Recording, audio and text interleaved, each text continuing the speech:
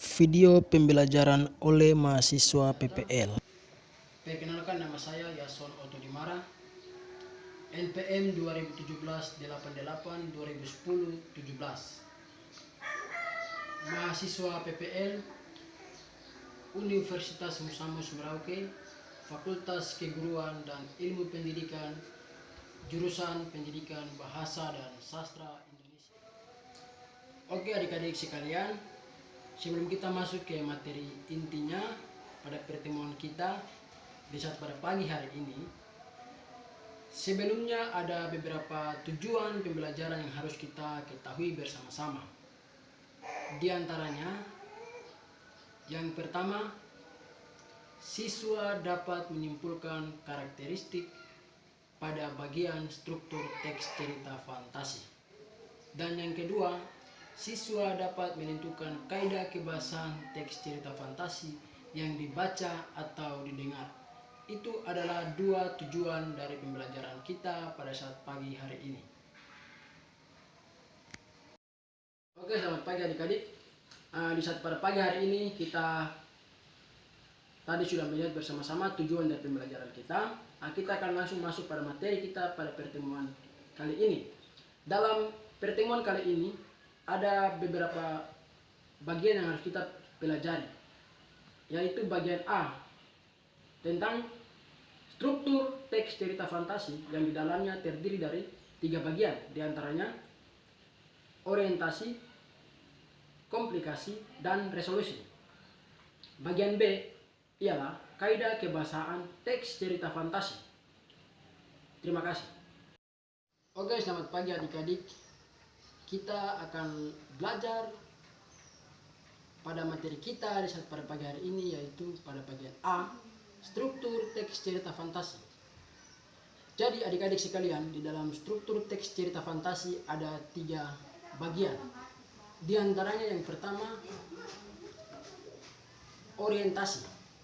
Orientasi merupakan cara di mana penulis memberikan gambaran serta sudut pandang kepada pembaca dengan melalui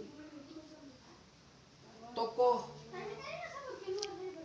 alur, dan juga tema. Jadi, orientasi ini memberikan kejelasan mengenai awal dari cerita tersebut, seperti tokoh-tokoh atau orang-orang yang berperan di dalam cerita tersebut, dan juga menentukan tema atau memberi tema yang terdapat pada awal atau judul dari cerita. Itu ialah orientasi. Dan yang kedua, komplikasi. Komplikasi ialah permasalahan yang dilalui mulai dari awal cerita hingga akhir cerita. Tetapi di dalam teks cerita fantasi tidak semua masalah itu mulai dari awal hingga akhir, tetapi masalah itu biasanya muncul di pertengahan, bahkan pun di akhir dari cerita suatu teks cerita fantasi. Permasalahan ini biasa muncul karena adanya konflik-konflik yang biasa datang secara tiba-tiba maupun tidak sengaja, yang menyebabkan adanya tokoh utama dan tokoh atau pemeran lainnya itu saling bermusuhan dan saling melakukan konflik di antara mereka. Itu ialah konflik atau komplikasi. Resolusi. Resolusi ini merupakan suatu penyelesaian masalah mulai dari awal hingga akhir permasalahan. Saya sudah mengatakan tadi bahwa tidak semua cerita fantasi masalah dimulai dari awal, tetapi dari pertengahan bahkan ataupun penutup dari cerita tersebut. Jadi, resolusi ini biasa menyelesaikan atau memberi kejelasan mengenai suatu masalah yang telah diselesaikan dalam suatu teks cerita fantasi.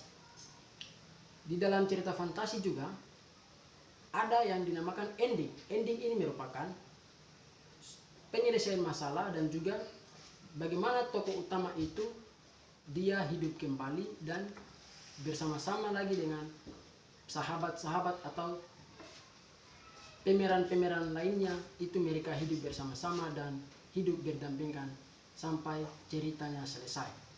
Itu ialah 3 struktur di dalam teks cerita fantasi. Selebihnya adik-adik bisa melihat sendiri struktur teks cerita fantasi yang ada di sebelah kanan saya. Oke adik-adik sekalian, tadi kita sudah membahas mengenai struktur pada teks cerita fantasi.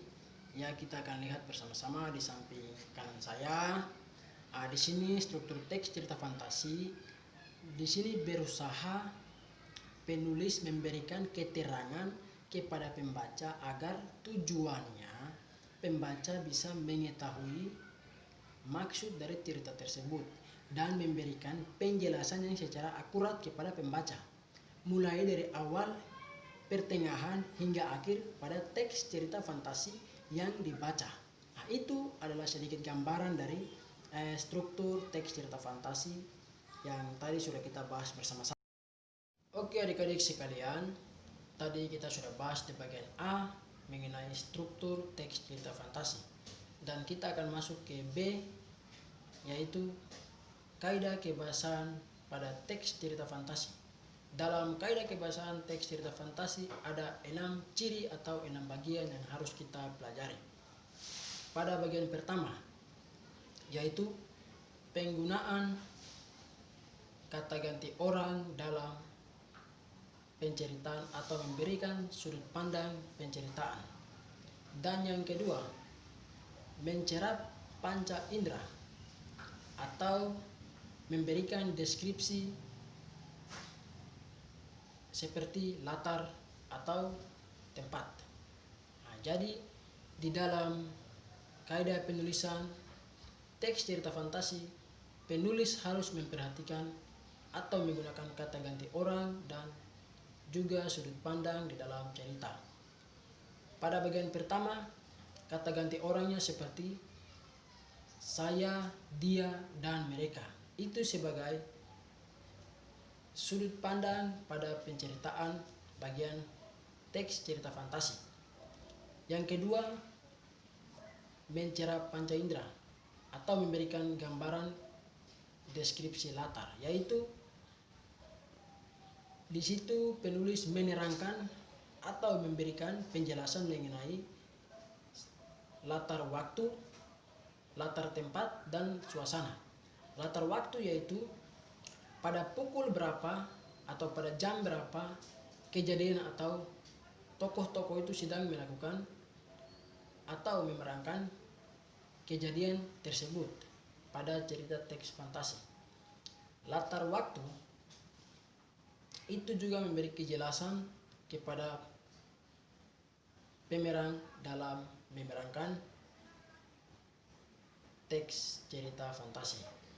Latar tempat ini memberi gambaran tentang suatu tempat atau objek yang mereka sedang lakukan. Seperti contohnya tempatnya di gunung. Nah, itu menerangkan bahwa mereka sedang melakukan atau menceritakan kejadiannya di gunung. Dan latar suasana. Latar suasana ialah memberikan penjelasan saat mereka itu entah berada di dalam keadaan atau suasananya lagi sedih, senang maupun duka. Itu sudah dijelaskan semua di dalam teks cerita fantasi. Itu ialah deskripsi latar pada teks cerita fantasi di bagian kedua yang mencerap panca indera. Dan yang ketiga, menggunakan makna kias atau makna khusus dalam teks cerita fantasi.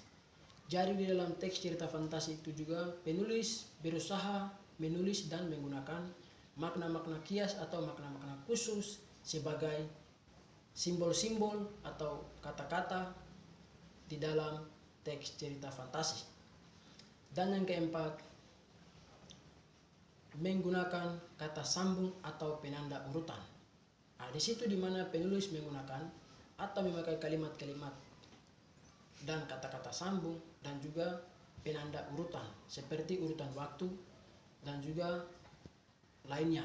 Itu ialah bagian yang keempat pada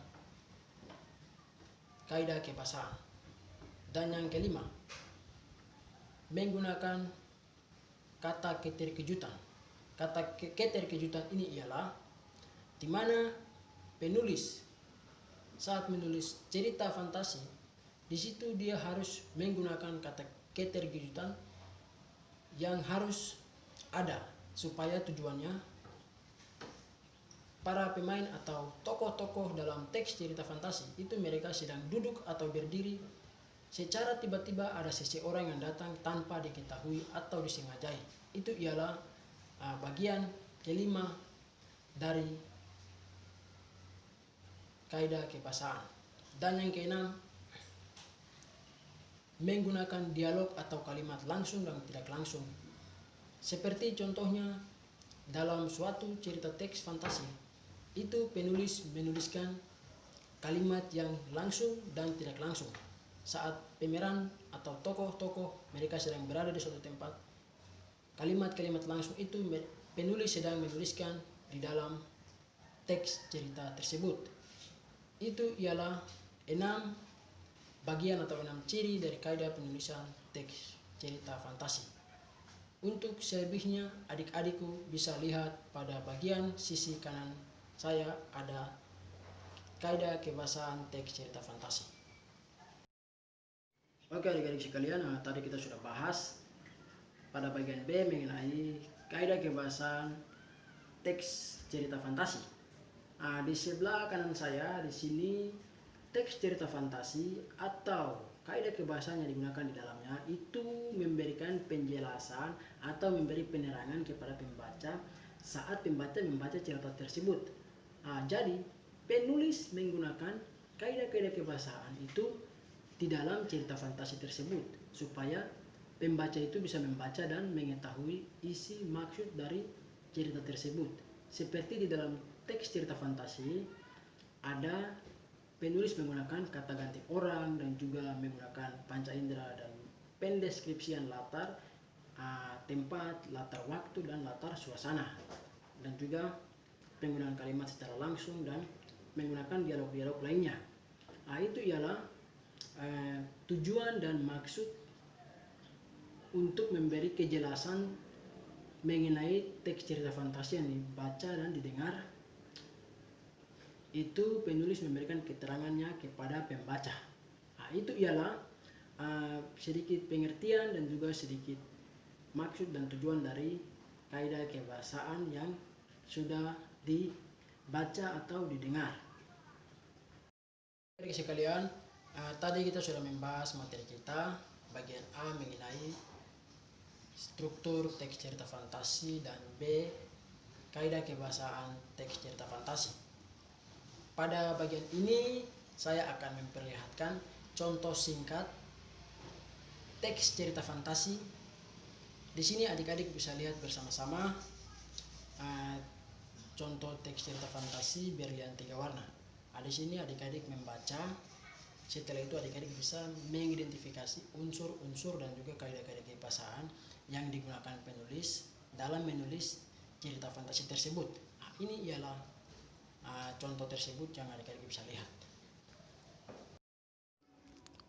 Sekian dan terima kasih.